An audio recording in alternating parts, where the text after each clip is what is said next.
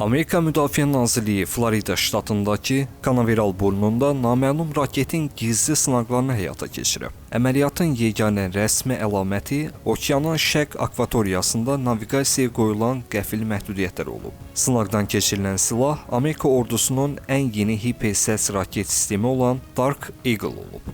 Bu raketin xüsusiyyətləri hərbi ekspertləri heyrətə gətirir. Səs sürətini 5 dəfədən çox üstələyir. Bu da onun istənilən mövcud hava hücumundan müdafiə sistemi tərəfindən vurulmasını demək olar ki, qeyri-mümkün edir. 3000 kilometrdən çox mənzilə malikdir və hədəfi bir neçə dəqiqə ərzində məhv etmək qabiliyyətinə malikdir. Pentagon sınağın uğurla keçib-keçməməsi barədə hələlik rəsmi açıqlama verməsə də, şahidlərin qeyd etdiyinə görə start zamanı çox güclü səs və sürətli trayektoriya müşahidə olunub. Amerika Birləşmiş Ştatlarının bu sınağı Çin və Rusiyanın hipersəs silahlanma yarışında irəliləməsinə cavab olaraq atılmış həlledici addımdır. Xüsusilə yaxın şərqdəki gərginlik fonunda bu silahın nümayişi Vaşinqtonun istənilən nöqtəyə anında zərbə imkanlarını nümayiş etdirmək məqsədi daşıyır. Qeyd edək ki, bu sistemin yaxın aylarda tam operativ vəziyyətə gətirilərək orduya təhvil verilməsi gözlənilir.